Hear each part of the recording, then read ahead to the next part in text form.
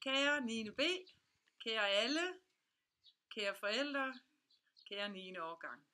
Så er I ved afslutningen af endnu et skoleår, og for jeres vedkommende afslutning på jeres tid i folkeskolen og på Vesterskole. Så gik de år, hvor blev de af? 10 år på Vesterskole, på godt og ondt, med glæder og sorger er forbi, og I skal begynde et helt nyt liv. Dimension er i grunden et mærkeligt ord, og jeg vil gætte på, at der ikke er mange af jer, der ved, hvad det egentlig betyder. Men omvendt, så ved I jo en hel masse om, hvad Snapchat og Twitter, Instagram og Facebook betyder. Ja, en hel masse af det, som er kommet inden for de sidste 15 år, med især engelsk ord. Men tilbage til dimension. Dimension er et gammelt engelsk ord, og betyder bortsendelse. Så her er I altså samlet for at sende jer bort. Og vel at mærke at sende jer bort og videre i den gode betydning. I er nu klar til en ny begyndelse. I er nu klar til at forlade folkeskolen og parate til at starte på noget nyt. En ungdomsuddannelse, gymnasiet, efterskole, 10. klasse, ungdomsskole med mere. Ja, jeg ved, at I alle har en plan. En plan for jeres første skridt efter folkeskolen. I får nu snart et bevis i hånden, som dokumenterer, at I nu har afsluttet den danske folkeskole. Og det er da noget at være stolte af. Jeg synes, at I skal være stolte over, at I nu har overlevet 10 års skolegang med ca. 2.000 skoledage og ca. 400 mandag morgener. Og knap 10.000 gange har I hørt klokken ringe ind til timen. Alt det, der er I kommet igennem sammen med jeres kammerater og venner. 450.000 minutter har I gået på Vesterskole, så hvis nogen af jer trænger til at prøve noget nyt, er det meget forståeligt. Men har I nu brugt disse minutter godt? Eller har I brugt dem til pjat og ballade? Har I fået noget ud af tiden? Har I udviklet jer fagligt, personligt og socialt? Hvis man sammenligner det med en bankkonto, så får vi sat 86.400 sekunder ind på kontoen hver eneste dag, og så bliver der ellers bare hævet på den. Hvis det var penge, ville vi nok tænke os godt om, for hvad skulle vi bruge så mange penge til? Men når det nu er tiden, tænker vi så over brugen af alle disse sekunder? Nej, specielt ikke som ung, der har man tiden foran sig. Men jo ældre man bliver, jo hurtigere føler man tiden går, og jo mere tænker man over, hvad den er brugt til. En del af de 46.400 sekunder sover vi i, så de er hævet på kontoen, men resten har vi råderet over. Det værste ved den konto er, at vi ikke kan overføre fra dag til dag. Kontoen er tømt, når vi lægger os til at sove.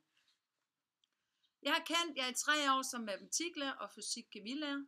Tager vi bare vores matematiktimer sammen, så svarer det til, at vi har været sammen i 480 timer på de 3 år.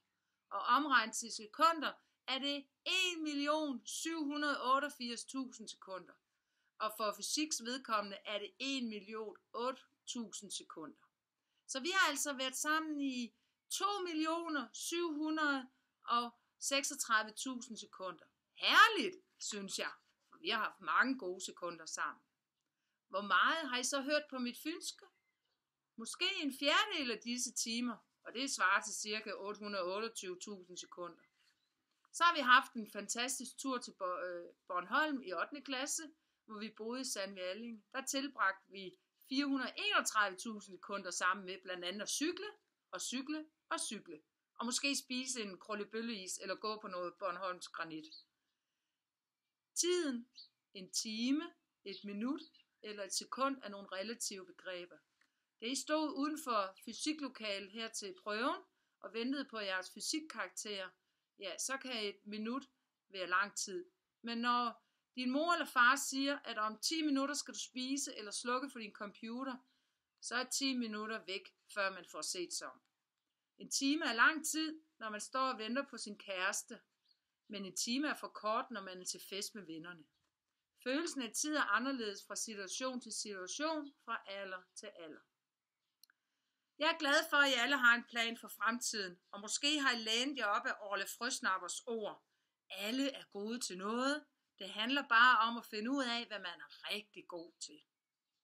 Men det, der er rigtigt for den ene, er ikke altid for den anden. Det handler om at kunne prioritere og tage valgene i sit liv, og derefter gå efter sine egne mål og drømme.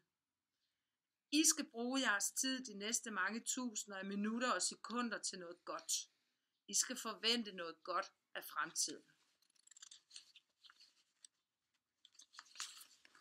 Der er brug for jer. Der er brug for unge mennesker, der tror på sig selv og som vil noget med deres liv.